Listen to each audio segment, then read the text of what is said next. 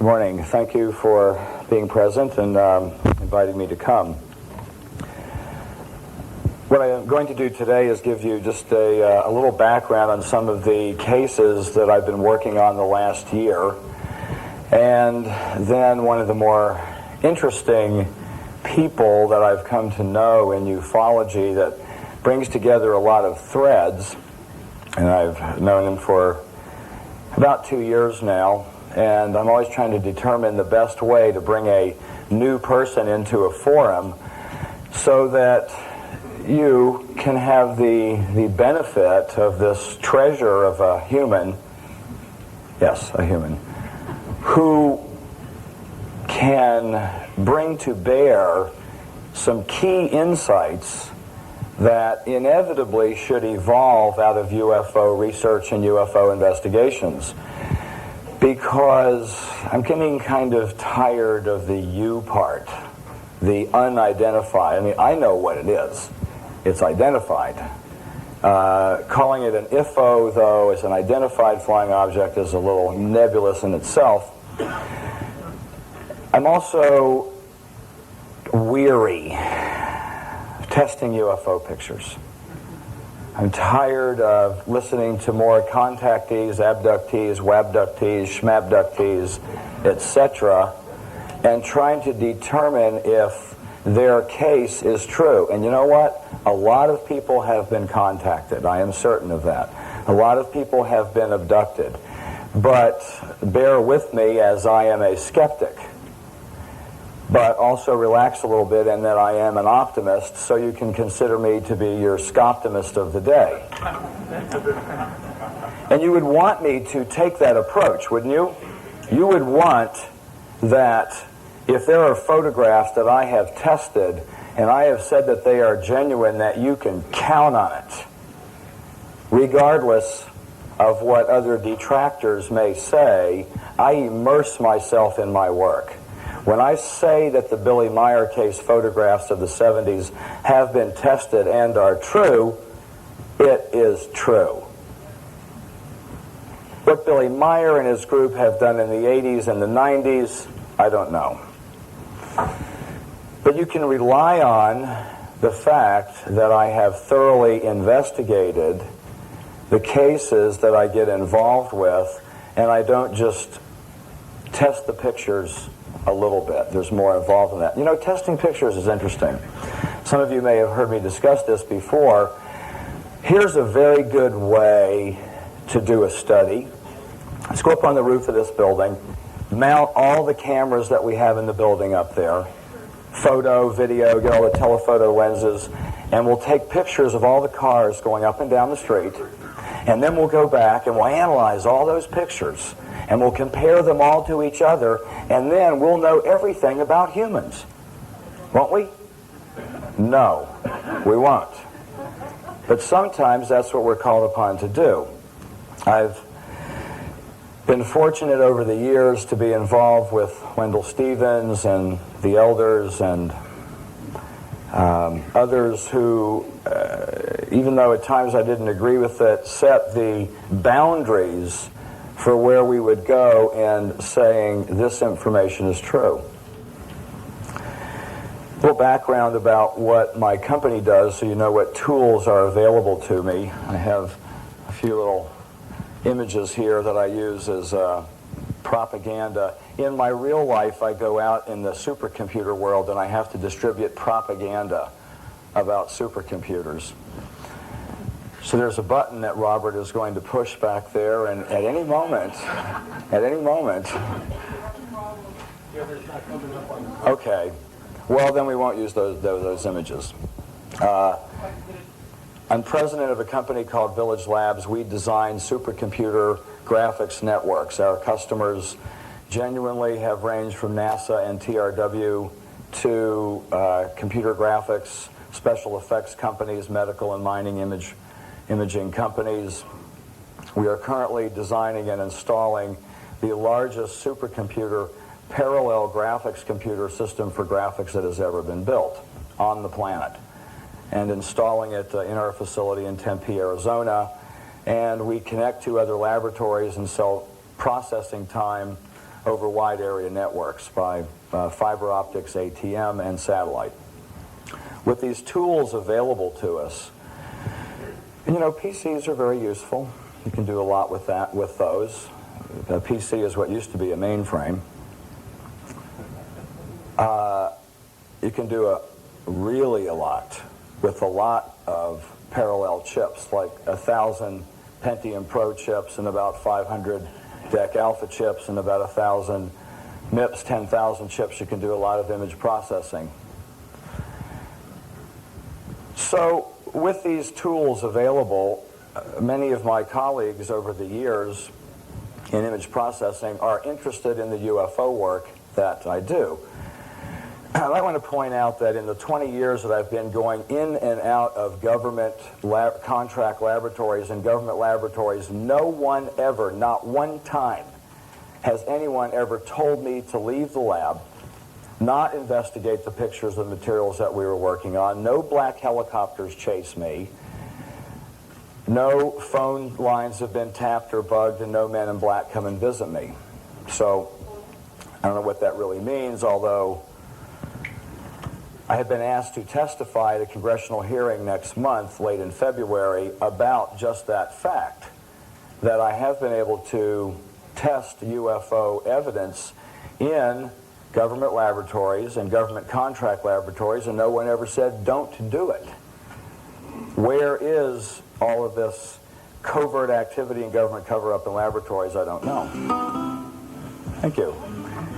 So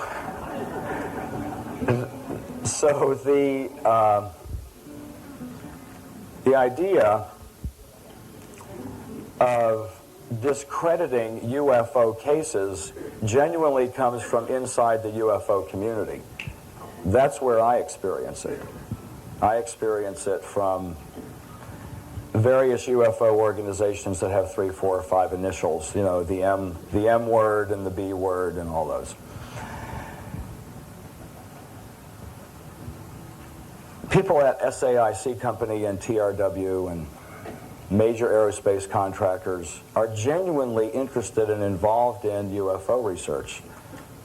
We talk about it a lot. We study the phenomena now, trying to figure out who's driving them and why, categorizing them from size, shape, aspect ratio of different kinds of aerial craft. We don't need the entire picture anymore in order to get the aspect ratio, just a slice, just a piece, just an edge, and we can compare it to other ships and other places around the world. In that arena of testing pictures and comparing databases, I know some rather interesting people involved in global technologies, one of whom introduced me to the father of a noted retired CIA director who directed me to the man that I'm going to introduce you today. It came to my attention that there were some pictures of UFOs from Switzerland that I should take a look at. Today is not about the pictures in Switzerland. It is not about the Billy Meier case. It is not about more pictures of the Billy Meier case. It's not even about the Pleiadians. In reality, it's not really about extraterrestrials. It's about a new moment that is happening in human understanding about who these people are that are coming here and why are they coming here. It's a bit more involved than abduction and contact. There are interdimensional. Think of it similar to meditation. I'm not promoting meditation. Think of it as a new perspective on things that has happened just since remote viewing is now in the popular mainstream. People traveling at the speed of thought from one dimension to another always interested me. And how do they do it? And what do they have to be like in order to be inside of this object and travel at the speed of thought. What are these people like? What do they think? What do they feel? So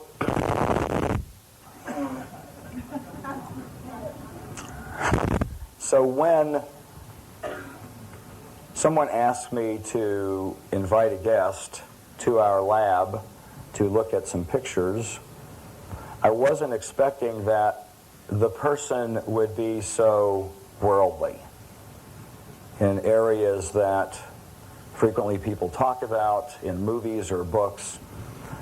But you never really think that someone involved with the world families would be interested in the phenomena, in the subject, in the idea of extraterrestrials, let alone has matured into an understanding of who's piloting these things, to where it seems so simple to understand who they are and what they're trying to tell us, because it's really about us, the humans.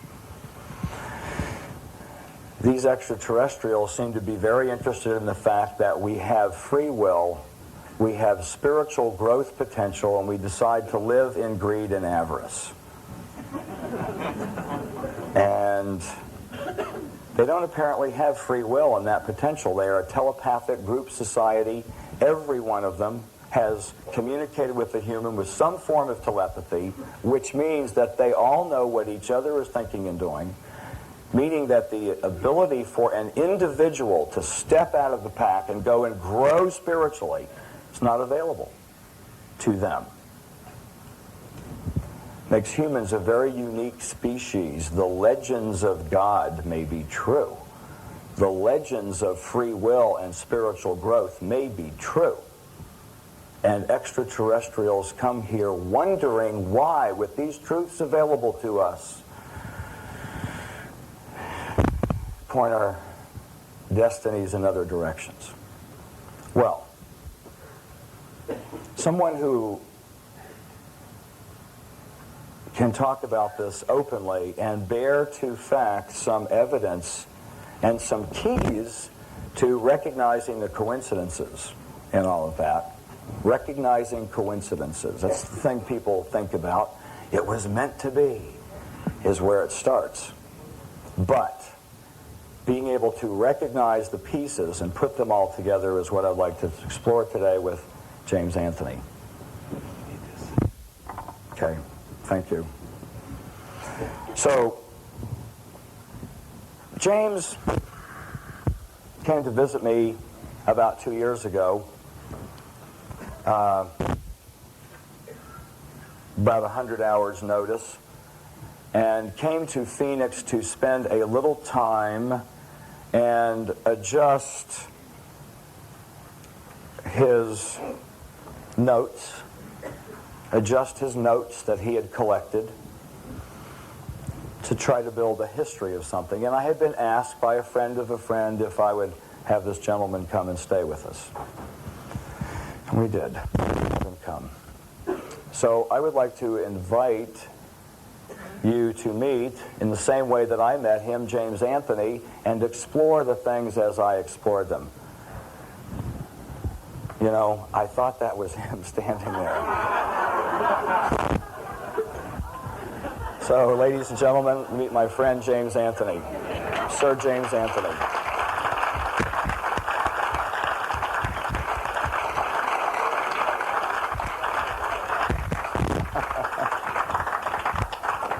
Right. Very good. Welcome, James. How are you? Very good. Well, have a seat here. I like your shoes, James. You made those yourself, I understand. Mm-hmm. James, are you used to being with this many people at once? Have you ever... Not at the same time. I didn't expect such a response. Yes. Okay, that's all right. There are many people interested in this kind of thing. Interested in what kind of thing, James? What we're discussing and had...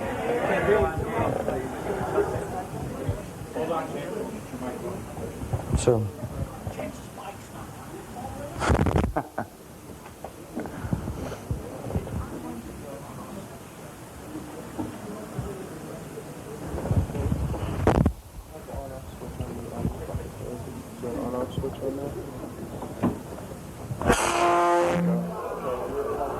Okay.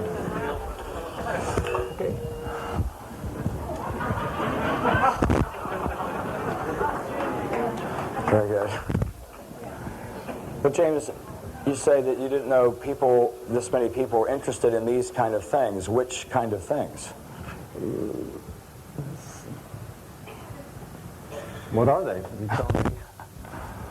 So what you're saying is that since you've been here, a lot of people It's great response. have talked to you about the things that interest you too. I don't feel as uncomfortable as I thought I might have. It's as if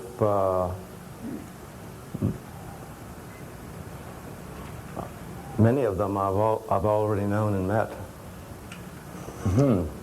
Met before in other areas of consciousness, you're saying. Let me apologize in advance. I can tell this is not going to be an easy thing. Well, it will be easy. Remember when we first met how you were shy about talking to me about all the things that you had experienced, and here I am, a new guy. True. With all these gadgets. And your concept and your understanding has changed, I've noticed, in many of the areas of the, what they refer to as the lights in the sky part. Well, James, what were you doing 20 years ago? You were traveling. You had mentioned that you were traveling. You got to go some interesting places. What are some of the places that you were going 20 years ago? You talked about you traveling through Europe, Asia. Have you been to Europe? Yes, following the sale of an airline company which I'd organized, I found myself going off to London and Nigeria to raise the funds for another project. And one thing led to another. It was an experience which... Who were you traveling with? You had mentioned Brent. Who is Brent? Brent came later. Initially it was to obtain an oil contract with the Nigerian government, and then on behalf of a Greek shipping company, which led to international banking, which led to Geneva, Zurich, Singapore. Now, a lot of these papers that you brought for me to look at are from the 50s and 60s. And which papers?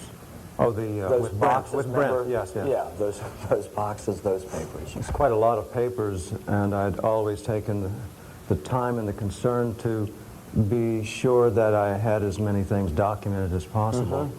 And many of the times I found that it was better to do the contracts or the wording yourself to be sure they were concise. Well, I found it interesting that you have this well-documented history of not Xeroxes, but original documents. Yes. Notarized from a variety of countries. Yes. Where there are transactions involving billions and dozens and hundreds of billions of dollars. And you seem so mild-mannered. Correct. For someone to have been involved in these sizes of transactions. Were you like this then? Not in the beginning, but it became progressive. So you were a different person In the in a way. understanding, as we each are, as we come to new understandings in matters, it becomes a part of us, and we change. It would almost appear to be a change of DNA, perhaps even caused by the spiritual understanding.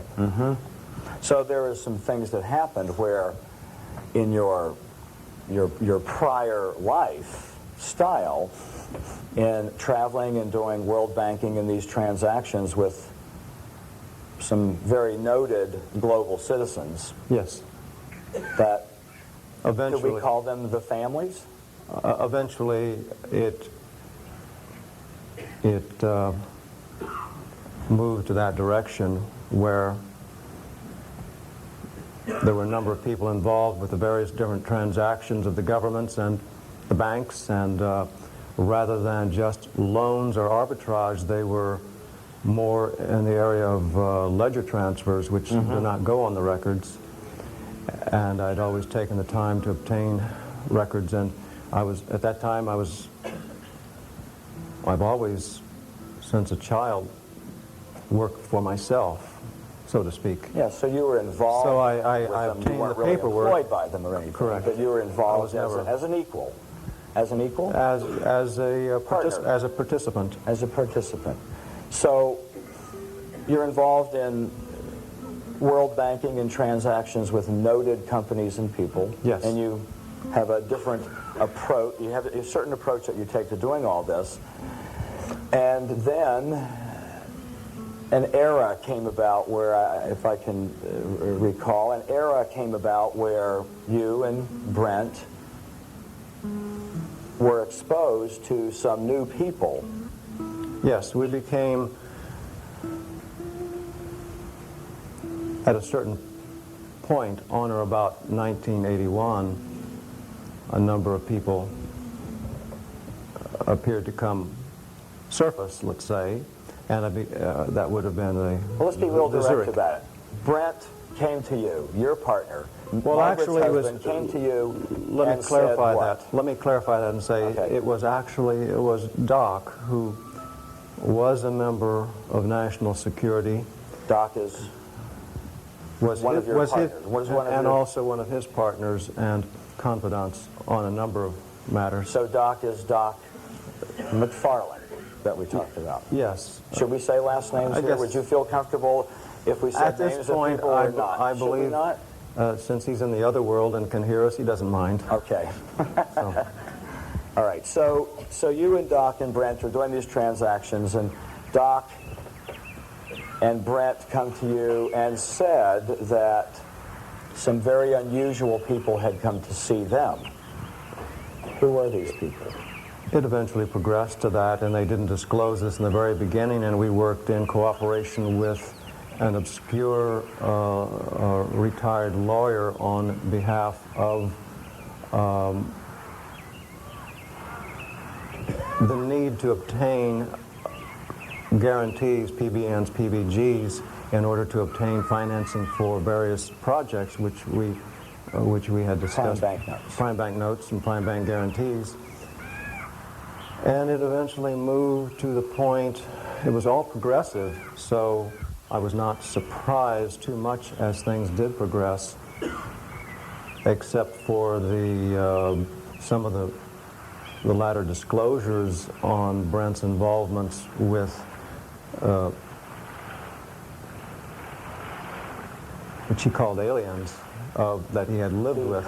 Which Brent called aliens. Aliens. So That's okay, Being James. You know, people here are very familiar with that word. don't mind, You they can don't- say it a number of more times and it'll be okay. they're not going to walk off and leave. That's right.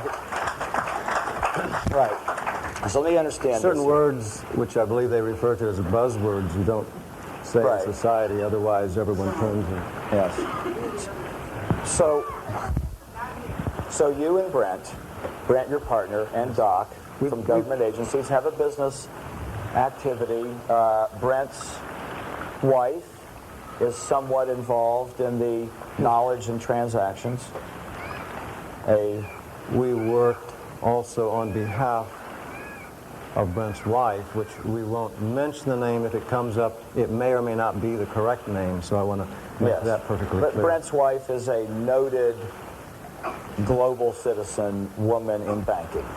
So we have a posture. Yes, We need to have a picture, James, of what's happening. Yes. It's okay. We won't say Margaret's name anymore. So what we have is a group of people involved in global banking, major transactions, traveling the world, moving major capital assets around between countries. By virtue of ledger transfer, again, let me And- say, because it was not a matter Yes, of... by ledger off the transfer. record. We wouldn't want it any other way. In her case, the money was to go for a new country, which was to be a banking facility, and if I may volunteer and say Yes. that it was to be initially the island of Barbuda beneath Antigua. It had gotten into some of the news before because of the outside involvements, and I don't know exactly how far. Can we say the name Vesco? If I didn't, if I couldn't, I did. Okay. Who had taken some of the assets from another area Yes. for this. Well, this is pretty intense and almost borderline shady stuff. Sort of. I mean, it's big. And anything this big is always That was held in only one. suspicion. That was only one small part of it. The other part would have been the inheritance from the major trust out of London, which is reported to be in excess of 60 trillion in assets, which is one of the 12 families. Because the assets go back to the 1300s. They go even before then. And have accumulated. And have accumulated. A lot of things. So this is... And many of the assets, or at least say some of the assets, had already been moved over here from one of her family members, Maximilian, to White Sands.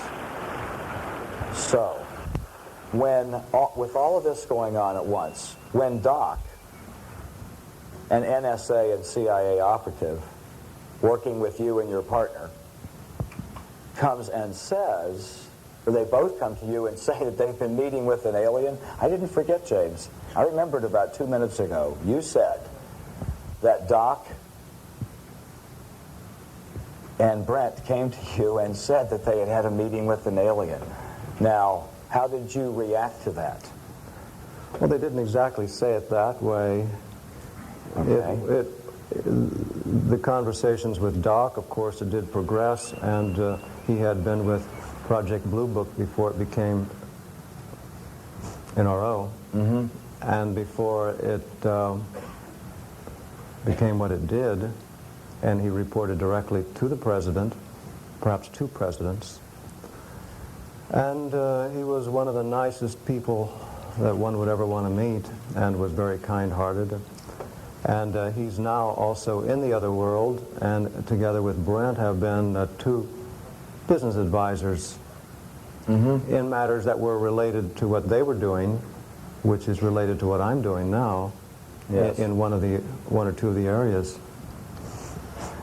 So, but to answer your question, insofar as how we got to the point of the aliens, it was approximately 6 months before Brent left this world that we had a discussion in the Los Angeles Airport Hotel, where maybe it was as long as 6 or 8, 10 months.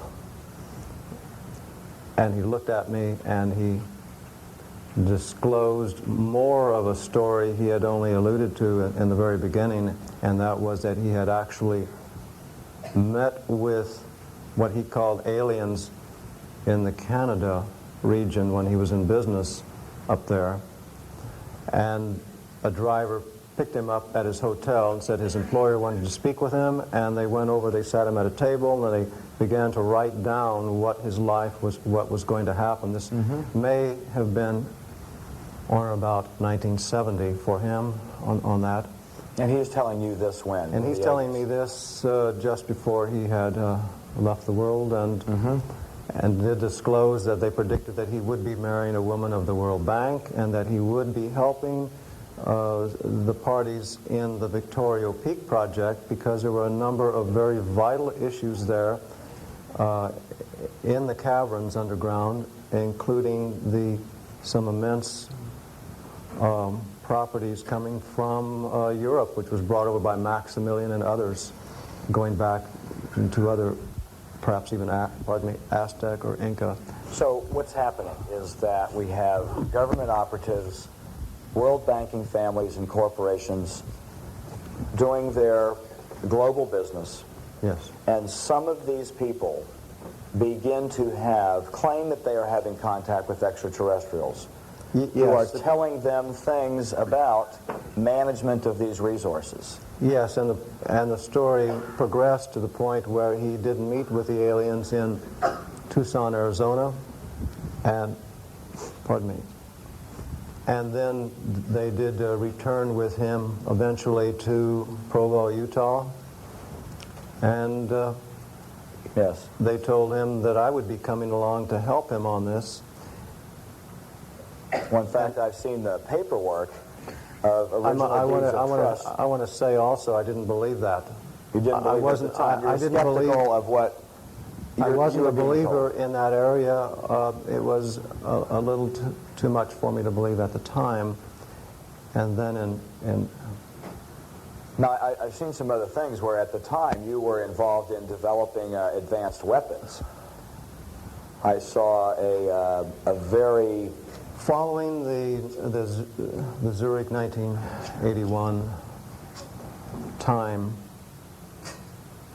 it had occurred to me that if a light could be projected in a household, or if it could be strong enough, such as what is called a laser, it would be effective in reducing crimes and intimidate people rather than, Yes. and it would save lives. So all I did was put together one that was strong enough to be seen in bright sunlight. And But even though it's a laser light, I would not perceive you to be a light worker at that time. No. Okay. No. That's all I wanted to make clear. Okay. So, here we are, that you are now being told by your business colleagues that they have met with extraterrestrials, and they have been told that they and you are now going to accelerate your activities Yes. in the physical world. Business, finance, banking, locating mines, which seems to me yes, that was our intended projects. intended. You went and bought them all. Yes. I saw, yeah. I mean, Well, that was our project. You've had me review original paperwork, notarized paperwork of tens of thousands of acres of mining properties all over the world. Yes. Yes. Just because extraterrestrials told you to. Where'd you get the money to buy these properties? These are tens of thousands of acres. Had it? Got it. A number of areas which were helpful. Okay. They were each different Got the properties. in their own respect. We obtained them. Yes. For But something was beginning to happen with you. Were you beginning to sense any changes in your own self, your own makeup?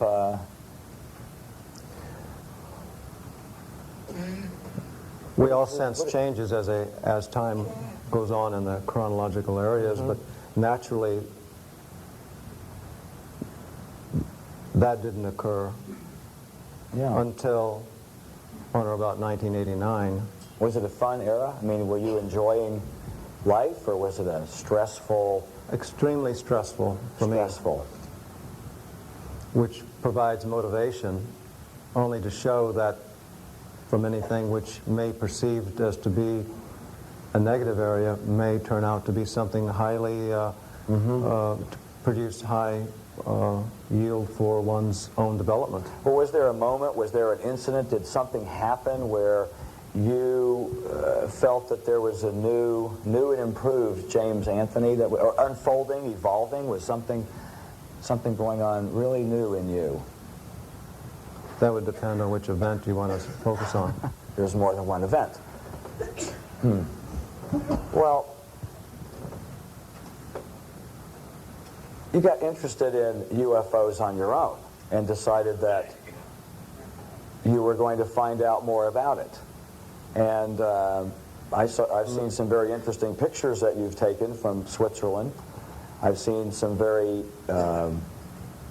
interesting drawings that you have made of encounters and activities that you've personally had. There's notebooks and notebooks just full of all these drawings. Help us out here. We're trying to get... Prior to 1989, I would say that I was not interested in UFOs. The word, I think, is rather dumb. And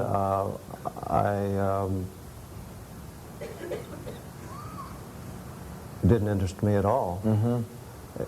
Except I have some memory on that as a child, which... You have memories of UFOs as a child. As a child, but didn't interest me at all in the life. Until 1989, and it still didn't interest me, and it still doesn't interest me, per se. UFOs themselves. Correct. Yeah. But you're interested in the people that are in them. Yes? No.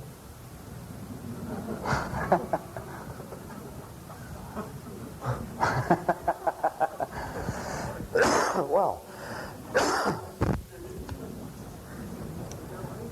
Now, you sleep under a pyramid. It's a beautiful, elaborate copper, brass, crystal, gold, silver, ruby, emerald, 50,000 volt assembled contraption. Does that have an effect on anything that you do? Is that of interest to you? I mean, do you still sleep under it? Where did you Presently, yes. where did you get the idea for that? Only as a necessity of life. You just woke up one day and you wanted As it to was a build necessity of life. 50,000 volt pyramid? No, it progressed, as many things do. Initially, it was only because of the stress, and I felt the need to attempt to reduce stress and also, I don't know, but I built it anyway. You built it. And I began to sleep under it, inside, rather. Now, And it progressed insofar as its structure was concerned and the added. yes. You're being a little bit elusive, but that's okay because a lot of smart people here can read in between the lines, but we'll pry it out of you. We're trying to find out some things here. Now, let's get this straight. You're still involved with the families, yes? A little bit? You talk to them?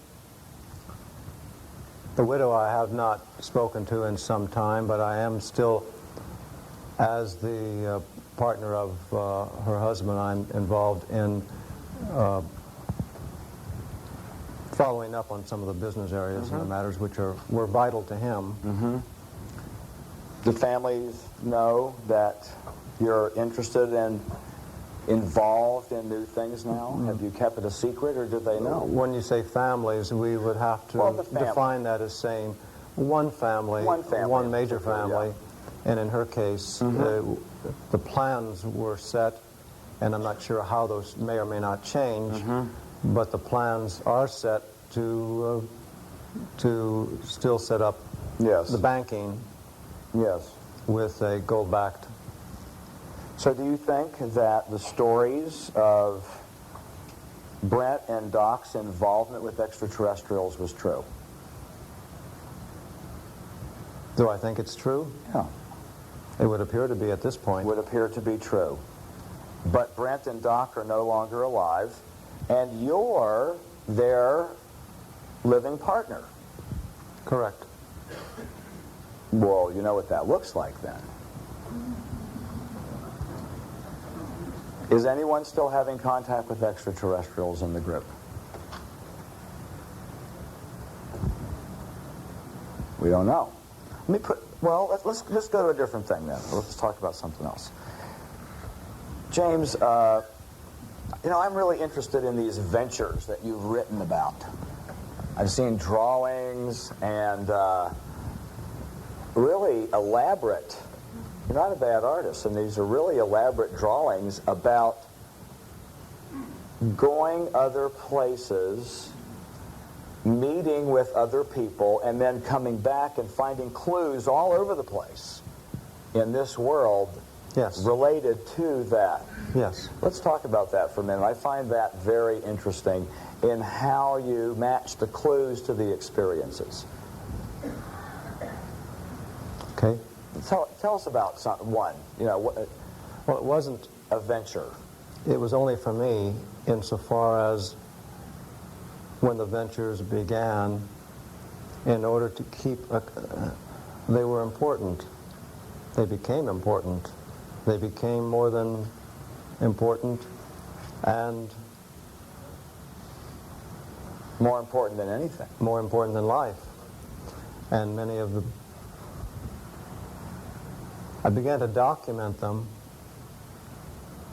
just to pay particular attention to what was taking place, and I began to document what it was that might have caused such a thing, such as what I might have had for dinner the night before, or which nutrients I was taking, Yes.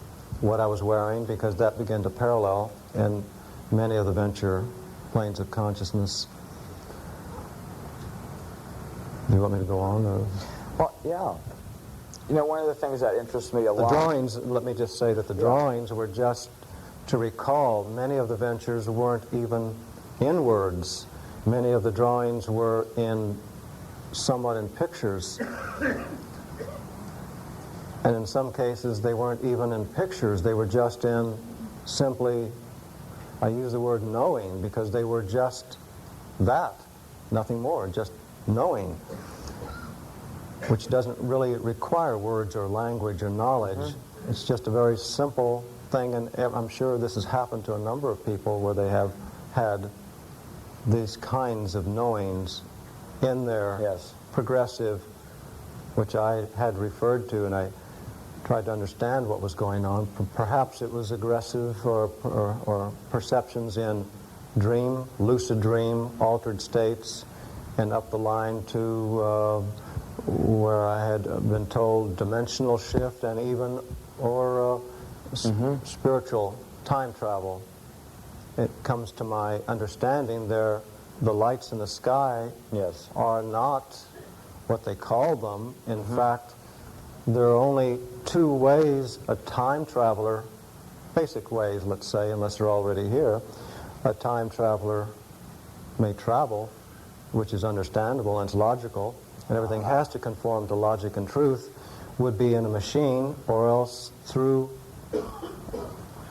a spiritual means. And on the other end, one doesn't remain see-through unless they want to. They become solid. So you're experiencing for yourself moving between dimensions and time, both physically and spiritually, in the same way that you now know that extraterrestrials move from that place into our place and back to theirs.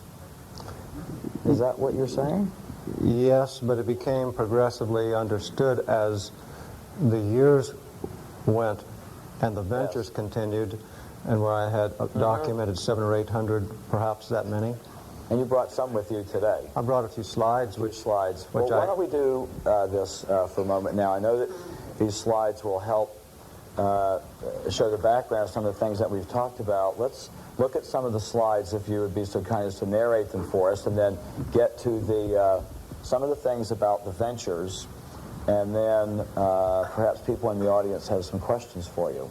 I like the questions. In fact, I really don't know where to begin, and just speaking on such, I could continue speaking for very long periods of time, and I still wouldn't know what the people want to hear. And in a manner of speaking, the only reason I was motivated to come here is because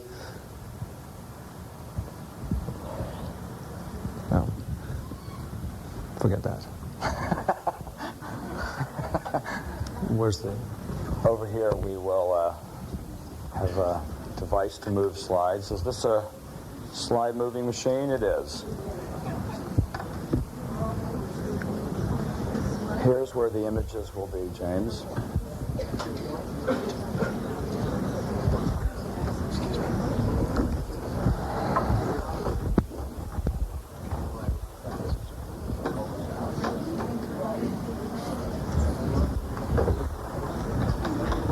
James, this is a picture some people are familiar with. Why do you find it interesting to have a Billy Meier Swiss Pleiadian jet fighter craft photograph here?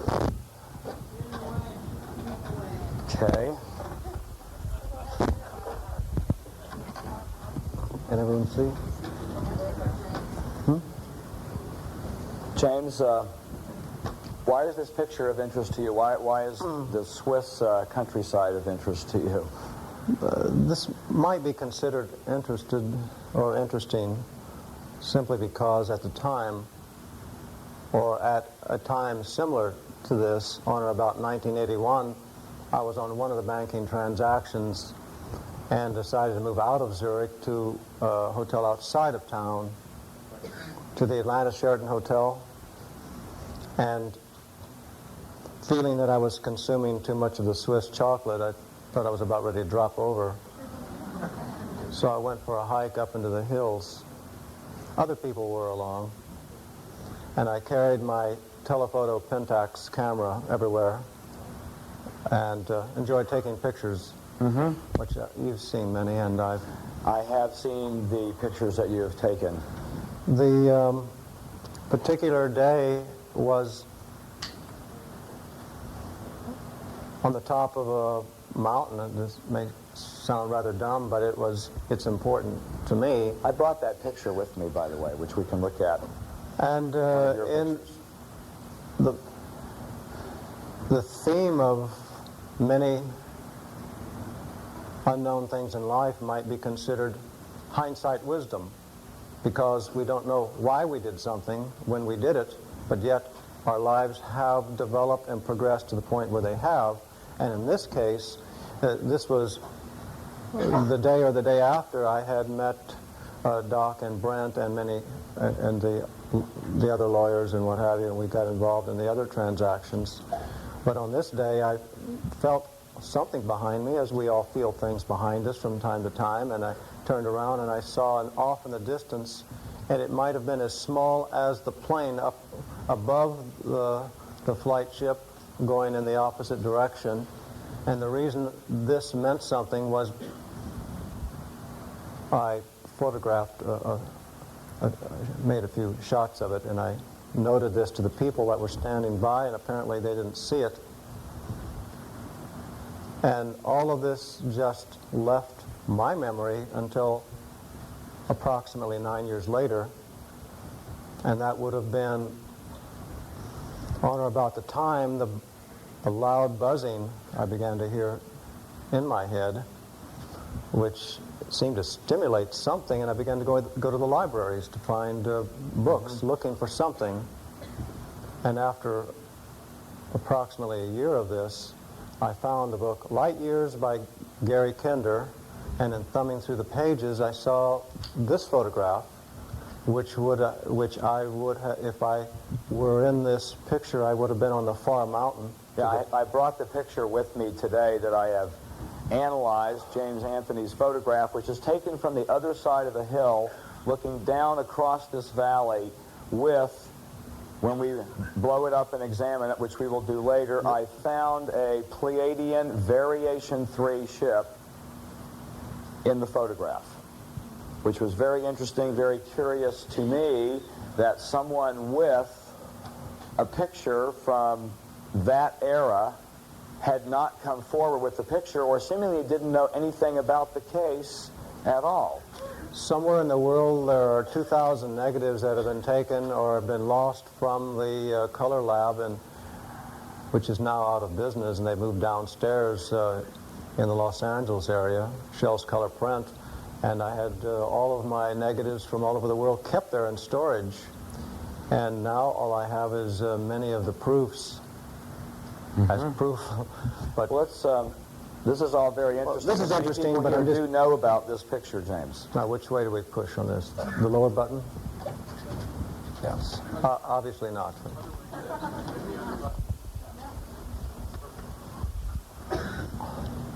Now, because some slides didn't come out and are missing, I'll have to jump in here and try and figure out where this is. Actually, I've never seen it before. No, that was one of Brent's projects in Alaska, which meant very much to him, and he and his wife, and they told me great numbers of things about it in the 40-mile district. And although at this present time, to jump forth, the claims are secured, there was a lot of effort in order to do that after his departure. And these are just some of the other photos. Another one of the projects, of course, allegedly the aliens had told him about the Canadian and also the Victoria Peak in White Sands. And on this dated in January, I believe, of 1975, by his assistant handwriting. I have the book and stacks of documents and papers from this. The aliens had mentioned that this was very vital and important to the world, to not only to obtain the properties that were under there, or at least a portion by helping Miss Ovanos, who appears on this page up at the top beneath his name. And what his position was to help her financially after the military locked her out of her ranch and left her homeless, I'm told. The animals were not fed, and they just died away up there, and he put her somewhere else so that she could live and survive, and this would be Victoria Peak in White Sands, which is now in the military area. I'm not sure if we can read this or not, but this is a press release of her lawyer then at that time. It appears to read the name of David Darr. I'm not sure if he is still living at this point, but we haven't been able to locate him. There is another lawyer who I have met with in the past, on or about October of '95, who represented himself as being an archaeologist for the Smithsonian Institute. And after I answered questions, which we'll go into that. Questions about your ownership, your majority ownership of Victoria Peaks. It would be for 40% of Victoria Peak, and also another 16%, making that 56%. And it was Brent's intentions that this would be placed into his Institute of Universal Intelligence, which the the aliens had told him to use these funds for helping world spiritual children, and also that to purchase a number of 1,000 automobiles, and he did mention General Motors, and to place a particular device which would be provided to him in order to reduce some of them. But the device obviously hasn't surfaced. This is very interesting about Victoria Peaks, and we'll come back to that. All right, we'll come back. Yes. Flip through here. Yeah, let's move just ahead. Just presents itself on the CPAs, what have you, and the financial. Mm-hmm. At that time, either I'm not reading well or this is backwards. Yeah. And the slides are all backwards. But let's move through these. You know, it would take a couple of years, James, to look at all of your documents. Came in the news. I did meet with this may be of interest to you, where President Bush had allowed the Noss family to enter into a California limited partnership. Shall we go on? Yes. Actually, James, we're really interested in your ventures. Why don't we just kind of go through some of these? Bad, James, bad. Okay, continue. Oh, that's in there. Oh, well, a lot of it began on or about 1989, and I have to say that there was also in 1989 a particular turning point where the lady who was involved with the foundation, we had cats, 3 cats, and they all had small cats at the same time. And I put them in a large box, took them over to find a home for them at the, what is it called, the Pound or something. And they told me that, well, they'll keep them for 2 weeks, and then they dispense with them. And when I saw them look at me with their little faces, I couldn't do it. I brought them back, and some were out. There was 18 all total. Some were outdoors. Some were 3 were indoors. Mm-hmm. It was 5,000 square feet, and the back of the house on the lower, where they had an ocean view of the Malibu coastline, wasn't too bad for them, and crystal water bowls. James, we just have one quick view of you as the laser pistol man. No, go on ahead. Oh. Okay. Well, this is somewhat what the system looked like then, with its capstone and its lights flashing. I found to be helpful with the colored lights, and where I took rare gas around the perimeter of the pyramid there, and the ozone ionizers. This is the computer where I was doing some of my putting together. And that's looking upward. Now, as I sleep at night, I look upward into this. This is about what I see, only there's a lot of static electricity and sounds coming through with lights. And this might interest you because at this point, this is in the very beginning in the house when I had put together a smaller version and moved a sofa under it, and it wasn't even connected yet on the bottom, and this was a somewhat unpleasant experience, yet one can turn these kind of things into a positive, because it was a great motivation to begin going to the gym again and using Nautilus equipment, because I wasn't, these kind of things, it was somewhat frightening, and I was asleep, but also aware of being in two places above, and at the time I was above the apex top of where they came along and tried to grab me, and we went from there. And I went to the library to see if there anything similar to this might exist, which is what we came up with. What is this? Oh, this is a very bad turkey or something. I don't know. You don't eat these on Thanksgiving at all. This one is a very important one to me because it set precedents for a number of others. And at this point, I had found that when the buzzing would begin and become very loud, I knew something was perhaps going to happen.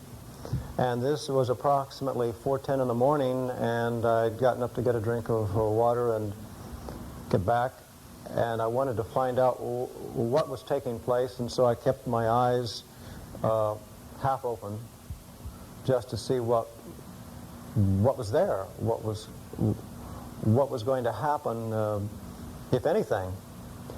And then after, the red digital clock would be right in front of my eyes where I could see and watch, and within about half a minute, the mylar screen on the right and the pyramid began to shake.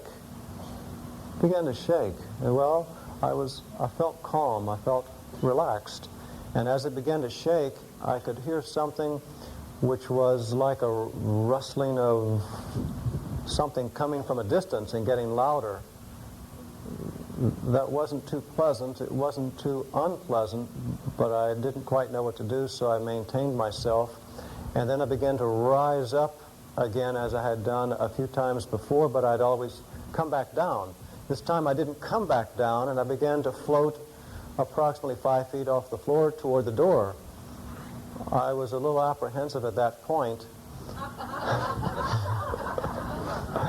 And as they say, I almost lost it.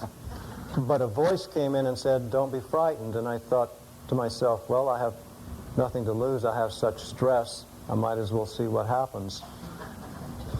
So out the door and into the downstairs, out the balcony where the cats were, it appeared to look like a glass elevator.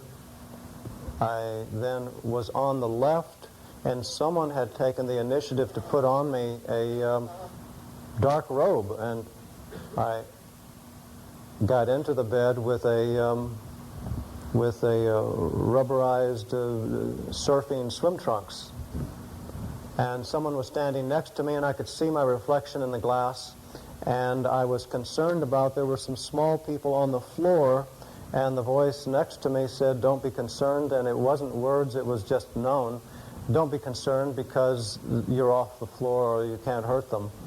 And I knew that to be true. Then the light got brighter, and suddenly we are floating past something which appeared to be what they would call a cemetery, and I noted that there was a hole in the top of the ceiling of some kind, and there were numbers on the door, and I wasn't sure what the numbers. I would be the one on the left, and the one on the right said, "What are you doing?" And I said, I flashed into my head that I was trying to memorize so I could bring back some information, and he said, "Oh."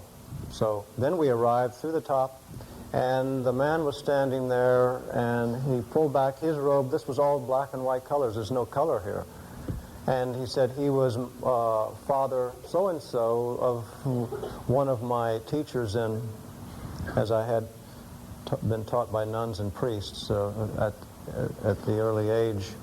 So this concerned me to the point where I contacted the nuns, and they told me that he had passed away, and I still wasn't aware of what the numbers represented, but the last numbers that I did recall was the year that he passed away, and I didn't receive any help from the Chancellor's office or any of those. We have to go through these rather quick. This one was very good. I want to tell you about this because at the time I was again getting back on the Swiss chocolate, and I was getting a little chocolatized, and this was a different one because it was almost as if a suggestive venture where I was taken back to the point at an earlier part in life where after I had left home on or about my 18th birthday, I had no clothes, and when I tried to enroll in a school, it began to snow and I had no coat. And I told everyone I wasn't cold, and I had to be hospitalized for pneumonia. And I was taken back to that point. And she put, as I came in, it was some kind of a flight ship, and I got up on top, walked in, there was a door, she was standing in the back, and she said, "We've been watching you for hours." And I said, "Don't you mean years?" And her eyes got rather large, and she appeared to look behind me. But if someone does that, normally in the life, I wouldn't turn around and look. I would just do as I did. And then I asked her name. She told me her name, which I don't repeat names normally. But and then a book was placed in my hand, and all I could memorize was the author, and that was Dr. David Rubin. I went to all the libraries, and I found the book, and it was Save Your Life Diet. So I got on natural foods, and all of the the excess weight just melted off. So that was important for me. And I went to the libraries to find a face that was similar in trying to memorize her face because it was important. Well, that's dumb, but this is where Brent had made an appearance, and I'll just try to breeze through these, but at the time there appeared to be a bolt of some kind of light come into the room, and he was wearing a white outfit. His eyes looked up at the ceiling as if he had been electrocuted or something, and then fell forth on the bed, and his hand outstretched before he got there. We discussed business matters with me to follow up on, which I did, which was very important. And at that point I located the claim numbers, and then followed up on securing his wife's position up there. This is a picture of it. And on this one, this may be also important and related to that, because it is different in the respect that I was in a semi-sleep mode, and I was suddenly aware that someone, or I felt someone sitting on the bed and was doing something to my face, and I turned and it was gone, and I began to go back asleep again, and then I somewhat opened my eyes, or I was aware that someone was sitting there again with a robe. Why are these people wearing robes, I'm thinking. and he was doing something to my face, and then put a sword, which I had in my hand, and said that the woman, let's say, whatever the name might be, Margaret, needs your help. I followed him, we went to a location, and a great voice says, how much of the Habsburg fortune do you want? Well, for lack of a better figure, I banged the sword on the hard counter and said half.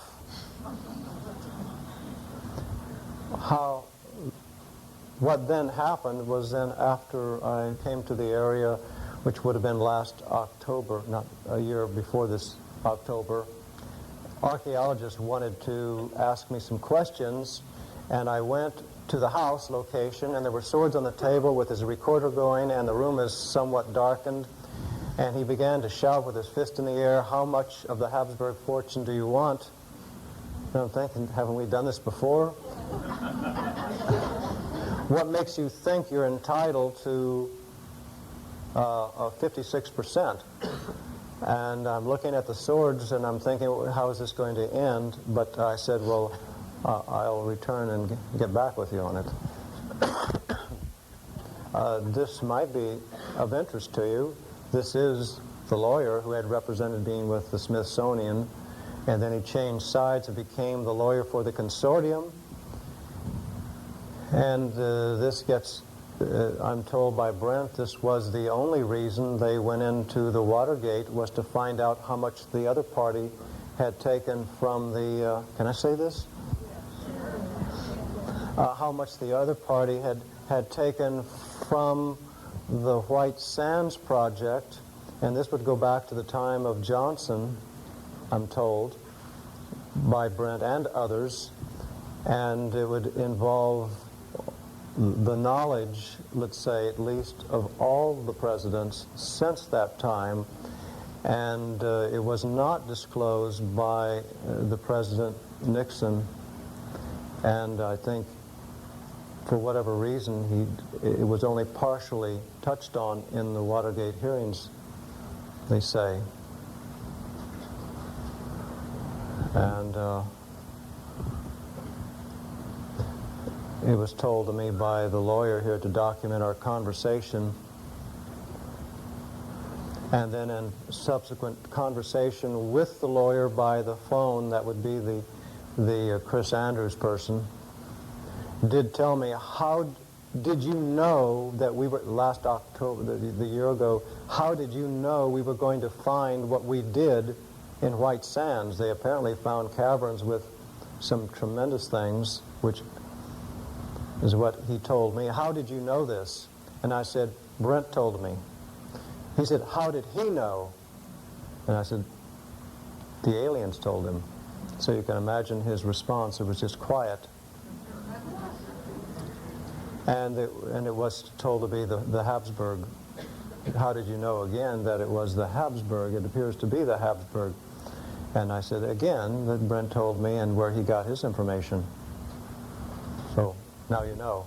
Well, it was some of the ventures that were very rewarding, and after a while the beginning ones of some fear had passed, and this goes on into 1993, and I had gained talents in the other world by learning to develop myself in the other world, which I'm sure all of you are doing, and many of you aren't even conscious, and many of you may be the very ones I run into, which is the purpose why I came here tonight for this, because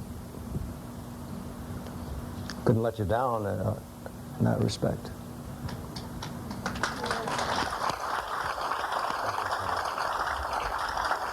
We'll do this one.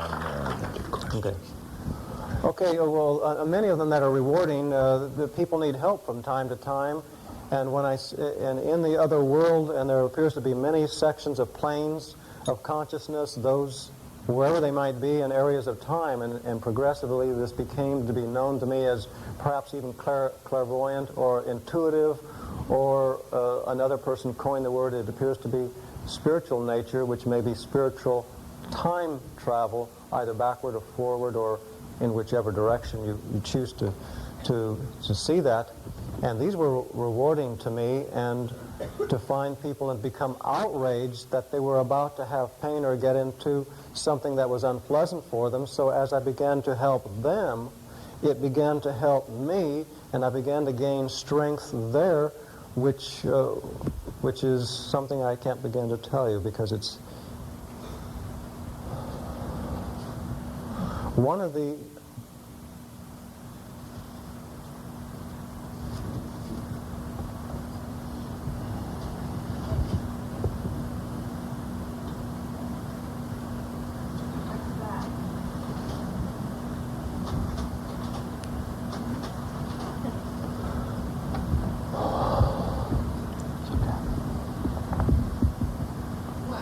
James, what is your favorite venture of the ones that we've Okay, been let's go looking at? through them. That was, those people were stranded, and I had promised them, I told them I would go back and find them, and I contacted the Western Region Coast Guard, and they tried to help me with these figures. It appeared this is where they were stranded, on this, and I held the device in my hand, and we didn't know how to read it. This was Sybil. I became the executive trustee of the Sybil Brand Foundation, and Sybil is 96 now. She still lives in Beverly Hills, and I can tell you that I have learned to see into her eyes and to see how really she has a great deal of something that's hard to put into words, but she remains beautiful at her age, and I can tell you that the inside of what you see in a mirror is not really what you are. You're much greater than that if you only knew. We know that. This will be our last one. All right, well, this one is just, I'll skip through these so I can get on to some questions. This just happened to be one where I sometimes come in from the bottom and I see something, the man's arm was about to be, I put my arm up, and the cat was no longer a cat or a snow leopard, it was a man. Some people may become trapped in the state of what they call coma, or in a dream, and it's understandable why many may not wake up, because if they believe there's something. Well, this is one where I began to progress with the talents and save more and more people and find them here and there, and then try to make an exit, and there were people stopping, and then outward was the yellow light again, and I moved upward. I carried a small person in the arms and went upward. Are these okay? This one, a lady, is very important to me, because a lady came into the room and wanted me to save her friend, to help her friend. And it was so different. And I was taken to a spot, and she said, "Do you see the pit?" She said, "The wolf down there." I said, "No." She said, "Keep looking." And I saw it. And because I don't like animal cruelty, I jumped into the pit. I turned the wolf loose, came out the door, and I took my hand back quickly, and at that point it was no longer a wolf. It appeared to be a woman. So we went on from there, and she was gone. This may appear to be dumb in many ways, but I can assure you it was and still is important to me and for those that may have been involved in this. So I'll just flip through these rather quickly. But I remember going back down. It was a pit somewhere, and there was a lot of green vines. I try to locate the places, which is... the bubbles were involved in many of them, taking places in bubbles. And I leave codes for myself. I've learned to say such things as the area in this blue Hawaii. It appeared to be Hawaii, tiny bubbles, because I felt very relaxed, as though I'd had a glass or two of champagne. And whatever the lady's name was, I don't recall, but I left a code for myself as Leilani, and I was singing to her, "Sweet Leilani." And this is another venture which was important, and one of them that kept coming in, and unfortunately I wore old cutoffs to bed that night, and I'll go through it. And I did notice that her As she turned, they were looking for something in the sky, and her torso was very strong, and I saw that. And we sat there. It was on the beach. This is one. This one. It looks pretty interesting. It was one where I was pulled into the center of a scene somewhere. There were a lot of people sitting in a circle. They asked me some questions. This is a very good one because simply because it was a light of some kind of a swirling motion coming from outside the room, and I could sense people coming through the light. And again, a lady came through and told me that I wanted to go through there, and I wasn't sure that I did, and I didn't. I'll flip through them. This is another bubble. And this one was, it appeared to be a flight simulator. And hope these aren't boring. I'm just flip through them here. We're going to run out of time, James. We're going to run out of time, so I'll have to. And this one, oh, you will love to hear about this one, where you sit up and you see a light in the room. And I took the time to turn my head slowly. I saw the light coming through the window. No, it was coming from nowhere. There was just no particular source, but the window was lit, the screen was lit, and I turned and looked behind me. There was no light, and as I turned my head back around, the light was gone there too. So if you ever have that happen to you, you'll know what to do. This is the brave baby bird, which was in actuality a bird which was very dear to me, and as the bird dropped over, it was an injured bird from outdoors I brought in. And I said, may you one day be a brave, a very ferocious bird. And a year and a half later, this comes in, the room I was aware of, and I went to the library to find a similar. This one I was asked to help someone, and this is backward, but you can get the feeling of it simply because the reason it's important is it went over to your place, and this was in 1993, and 2 years later he was the head of some kind of local operations. And I went to the library. Isn't it wonderful these are backwards? I went to the library, and it appeared to find a similar person. It appeared to look like E.G. Marshall. And over at your place, this gentleman, we won't mention the name, of course, was speaking to me one day at the door, and he was a local operation individual, not to mention what. And I saw the similarity of face, and behind him was a poster which appeared to have some similar shape to it as I had in the venture, and I'll just show what that poster was. It was this one. And when I put it next to the other one, which we see we don't have here, what happened to the other one? Well, it was a similar. We'll describe it. That was the. All right, we have these. Draw it all together for people so that they're understanding about the coincidences that you see after the ventures. You have to look for clues in the venture to bring them back in your conscious mind to transfer them over. The reason you don't recall them is because when you wake up so quickly, you don't write things down. Many of you are already doing this, and I believe that to be true. Otherwise, many of you wouldn't even be here now. So what you're saying as an example is that in a venture, you saw people in the venture, and then you drew it. I drew it, or I memorized some feature about them, or whatever the case might be, and I made a memorandum.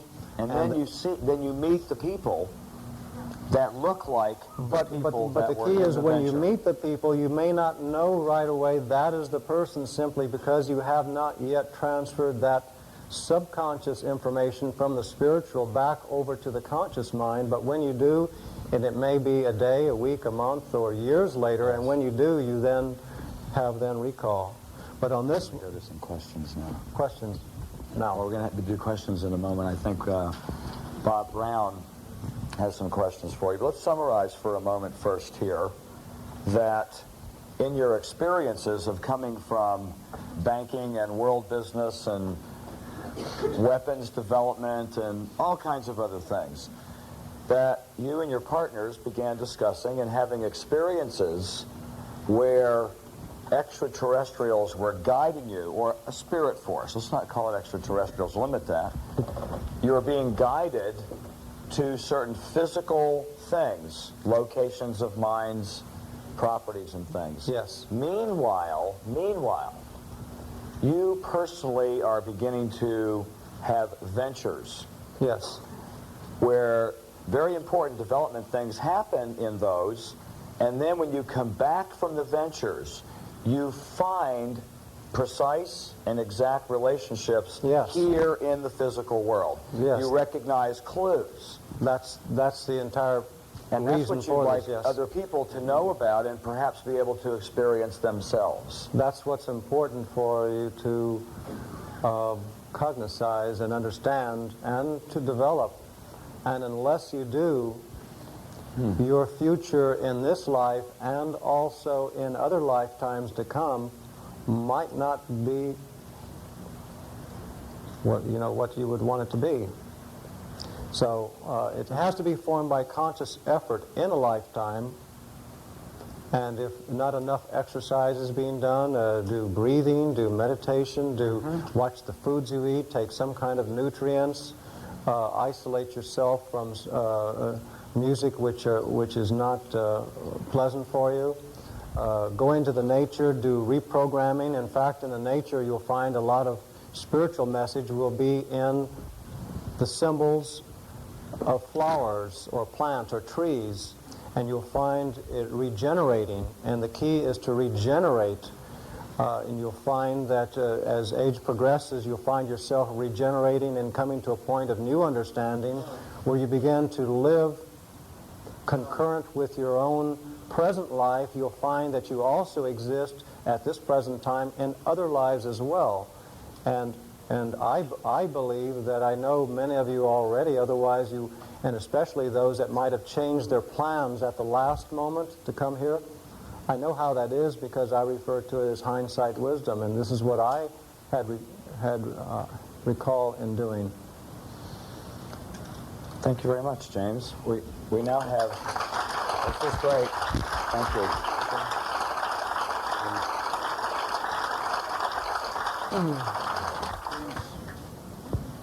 Guys, is this mic live? There we go, thank you. James, just a few questions, and hopefully these will be some things that the audience might also be interested in knowing.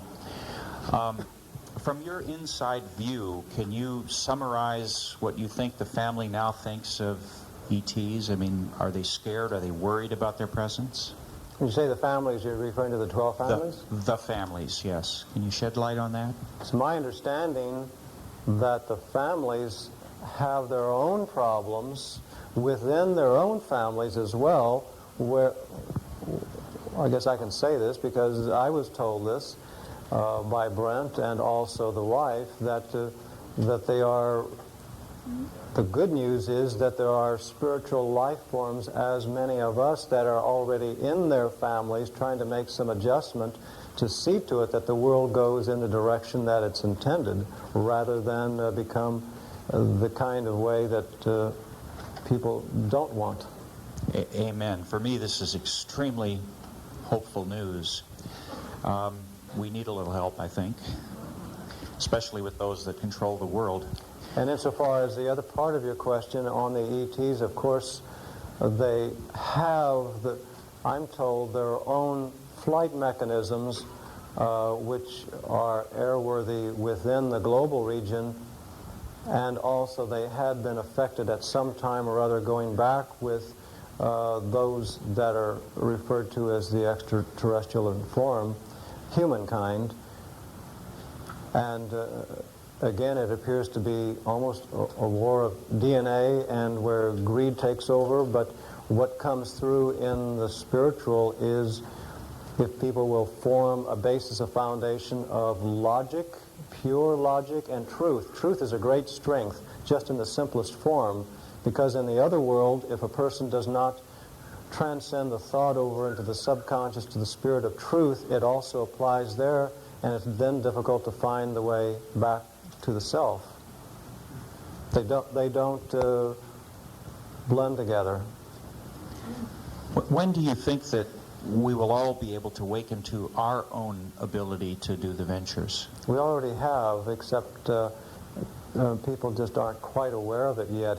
The knowledge is already in the subconscious, and it's in the spiritual, and there has to be something to awaken more, such as, again, going into the nature and seeing some little clue that they already know about, some little clue which will cause that to happen for them as it did for me.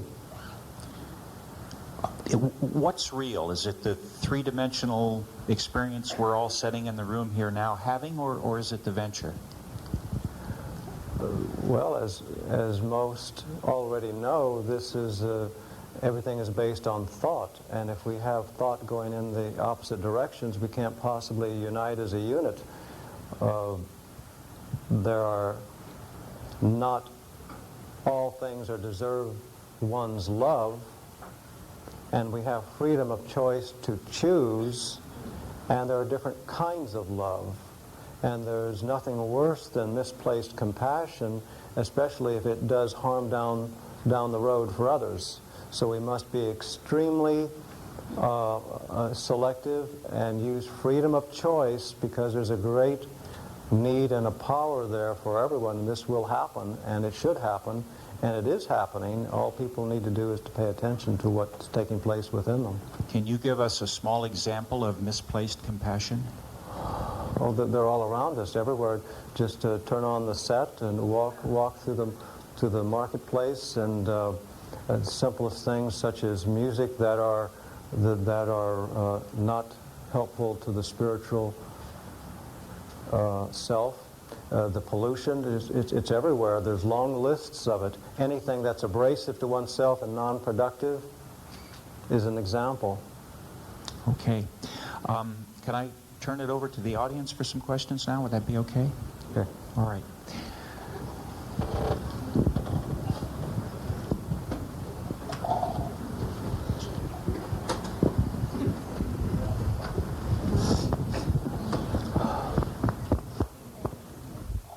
James, thank you for your presentation and your interview. And during the picture you were showing us, and you were saying you were saving those people. How do you save them? A physical body, or spiritual, or astral area?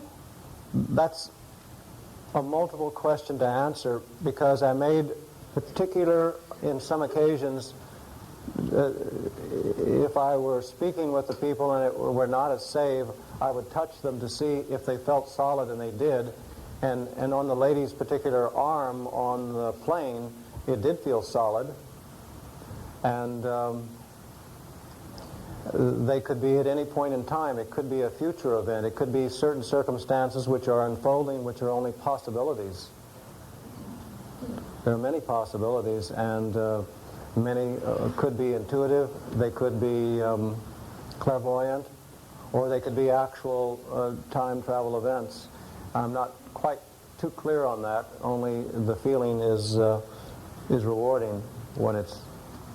So if you see some impending disaster for the person, will you be able to disperse it?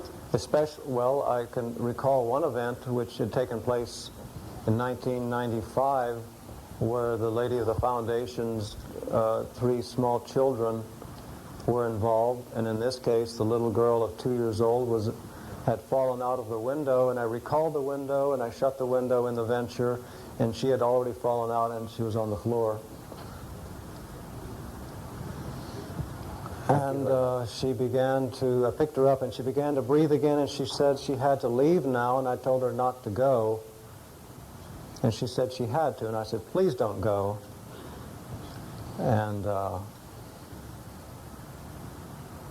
I told the relative, and 3 days I told her that her children were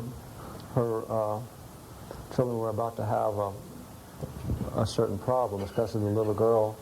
3 days later, the police in the area were called in because witnesses saw children hanging out of a hotel window. That would have been the Hacienda Hotel in El Segundo. And it was put up for the children's court, and she received custody, and they all three still.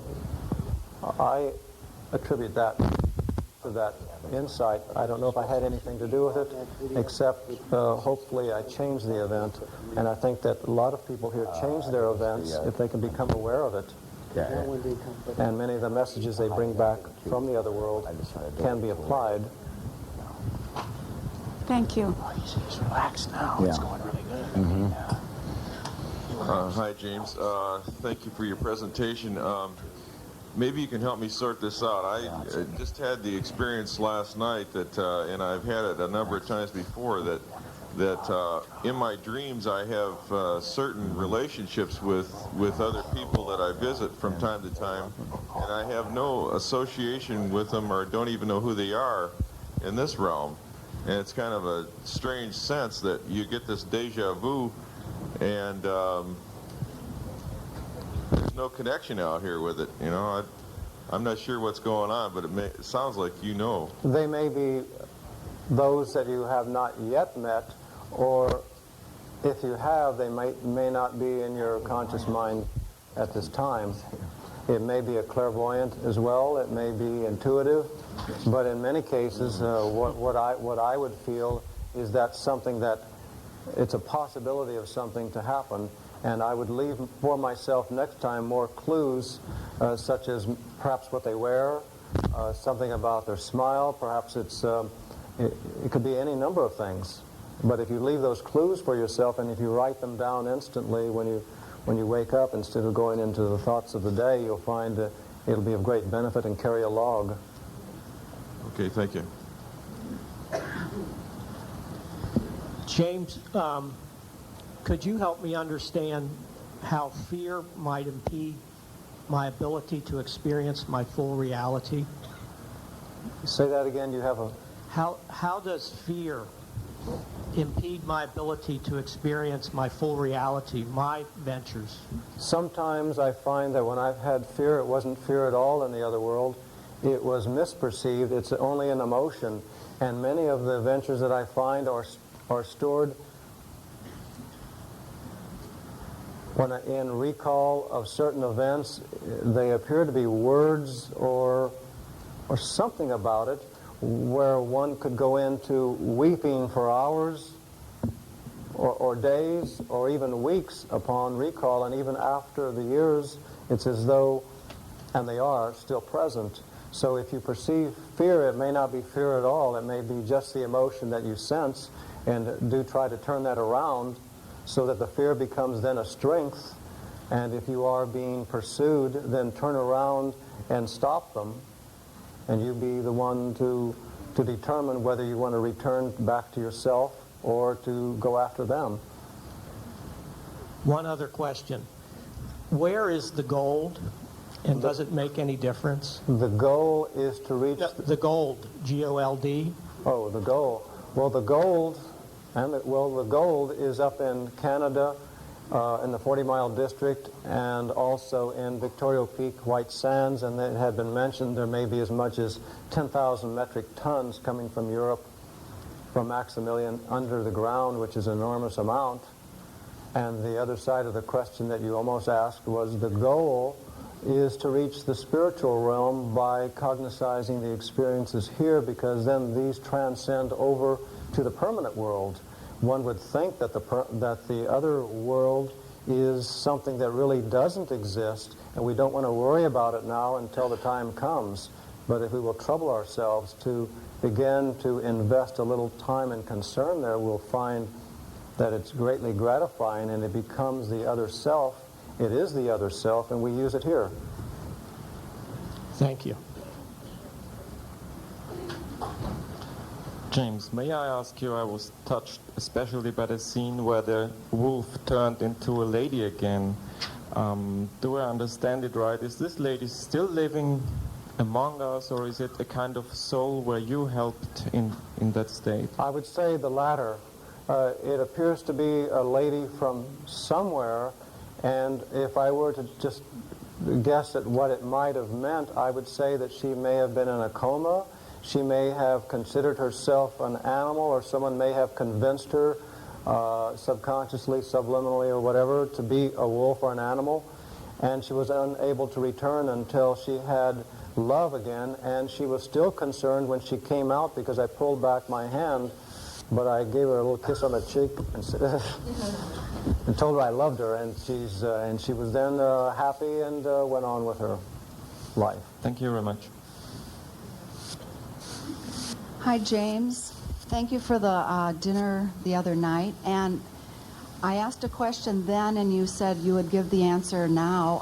I wanted to ask you about nutrition. What supplements you find to maximize energy, and anything you want to say on that?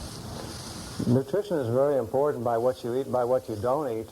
And I know I shouldn't say this, but I know we're not sponsored, and I really don't care if we are or not. But when I go into the store and I find the most helpful for me is a lot of the fruits, and I do eat a lot of bananas and potassium.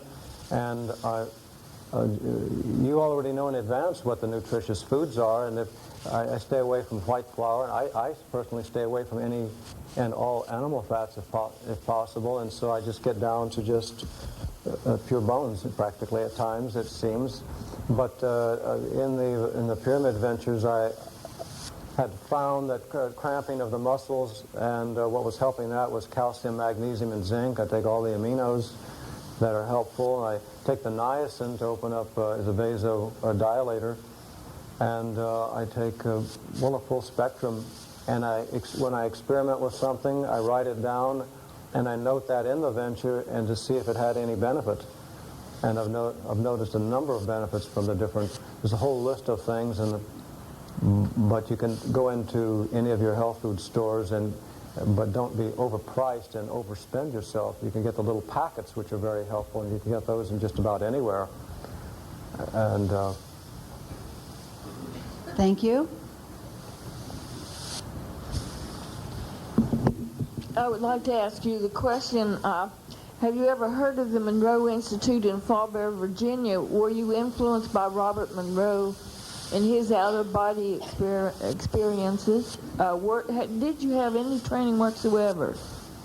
In 1991, I believe it would have been 1990 perhaps, 91, when they began to really occur within the pyramid region, I was very concerned, and when I asked parties what should I do in the very beginning, the book was referred to me to obtain in the library called Out-of-Body Experiences by Robert Monroe, and I was appalled because I had been told by girlfriends before that I should get the book, and they were having out-of-body experiences, and some had mentioned myself in the out-of-body experiences, and I believed at the time that they really, what do they say, not have both oars in the water. And so I didn't read it. I didn't think anything of it, and then after 1991 I grabbed a copy. It was 1992 actually when I got a copy of it finally, and I found that there were some related areas in there, especially with the people with robes. But at that point I had already managed to go beyond the book into the areas where we can all do on self-development by conscious effort. It all depends on a person with good intentions will always prevail. Could I ask one more question? The Monroe Institute is involved with synchronizing your right and left brain. So were you able to do that all by yourself? I don't do that. I did it by myself, and everyone else can do it by themselves as well, simply by paying attention to what is going on in the life, which will then parallel to be observant in the life. Greetings. I also sleep in a pyramid and have for 22 years, and I use a negative ion generator. What other devices do you use with your pyramid work to accentuate your travels? I use several ionizers and ion generators, and I've experimented around with creating more ozone and static electrical fields. I've attached some of them to the devices. I've even gone so far as to attach them to myself with using copper, silver, and gold. I've used not Tesla, but I've used toroid coils and collectors up at the capstone, which you saw in the picture.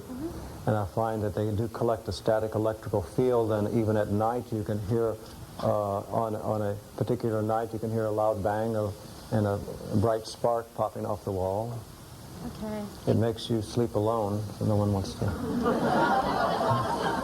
to be involved with that kind of thing. It's sheer weirdness. Well, I was also interested in the Monroe phenomenon and the fact that he somewhat suspected that it was a pyramid above his house that had originally initiated his experiences. I also wanted to ask, there are at least 3 other sources. Monroe is one, Fowler, and the Urantia book, all which say that we attend classes at night up there in the mansion world. I'm sure they're very helpful. Are we really doing that? Even we who do not seem to have any success with... You're not having success? Well, I haven't bought the tapes yet. But, no, I do not have any success. Many of your successes can be obtained on your own simply by paying attention in the life, by what you eat, by what you don't eat, and by removing yourself from certain programs on your set and going into the nature, and by just regenerating yourselves. And you can do this by thought. Yes. And as you do, you'll feel more comfortable in your ventures, and they may appear only at first to be dreams, and then they go into lucid, then they go into what is called, I believe, altered state, and then it gets into more involved and in-depth clairvoyant, any number of descriptive words you want to use, but you should... Well, would you suggest for a kind of retard, I mean, in a sphere, but I mean, certainly a very interested person, to get a pyramidal structure along with realigning the lifestyle? For me, a pyramidal structure was helpful because I needed a central point, and in the beginning, all I wanted to do was reduce stress, and that was the only purpose of it, not for any of the other things which is we spoke of. But you can do these things on your own, and after a while it becomes a part of you and you no longer need it, and then you become yourself. Right. Oh, thank you. 5 more minutes and we have to cut. Would you say more about the institute that you referred to that, as I understand, was founded by your partner Brent? It's called the Institute for Universal Intelligence, and that was founded on or about 1975, and the purpose was to help world spiritual children, which was in relationship to some of my own efforts in Europe to form, which I did, World Organization for Research and Development, which was to do the same thing, and that was before we met. So now I'm carrying on the Institute in his name, as well as the Sybil Brand Foundation, who has been awarded in her lifetime more than 3,000 trophies and awards for raising monies for charities, and has started all of the telethons on the set for charity, even before any of the others did. And the reason she's one of the most famous for helping others is because perhaps she's outlived them all. And thank you. If this kind of traveling is really one of the most important things we can do while we're in the physical body, where are the books, where are the materials, the recipe sheets that we should be following? Where can we get this information, and can we get it from you?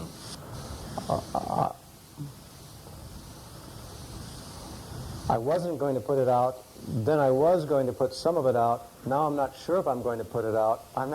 I may just tell you about it, but the lights in the sky that people see, they already know about it because this is how they get here through machines, but you can do the same thing through your spiritual self. And to know that it's all, you already know it.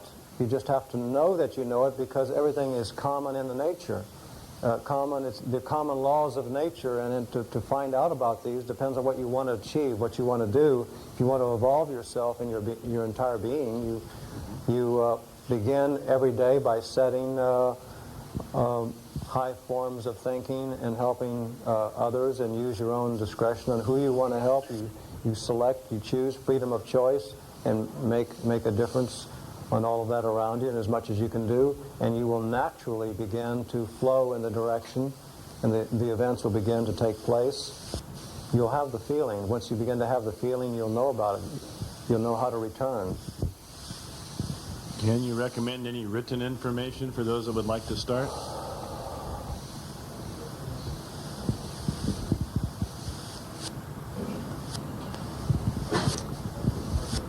Let me think on that.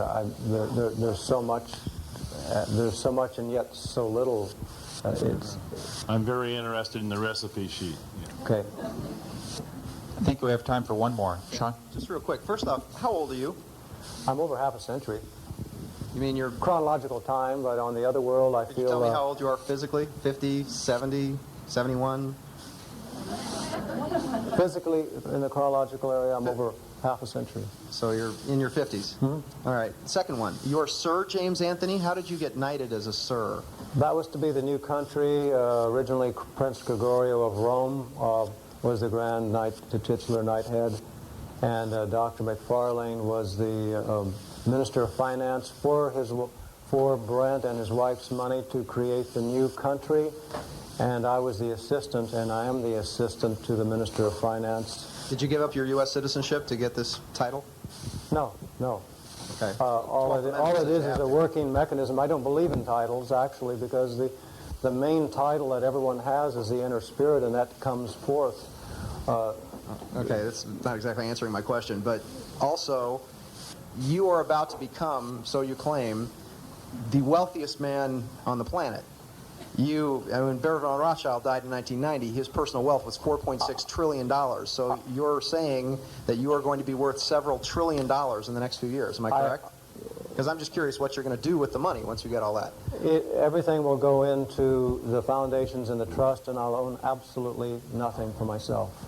It's a way Brent had explained it to me, and the aliens, so-called aliens, had explained it to him to do this for protection and to utilize it in the areas where they had mentioned. So you have no claim on this money whatsoever?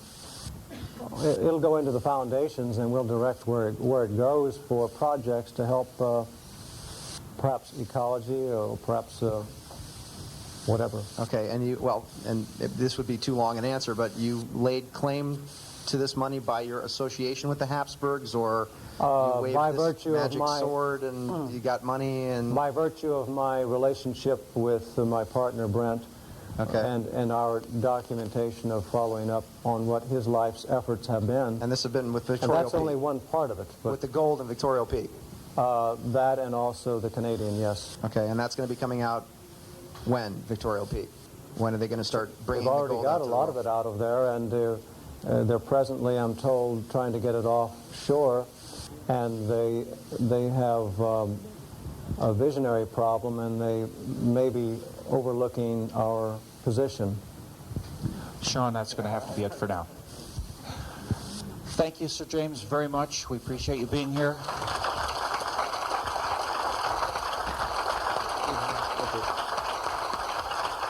Thank you. It's been great.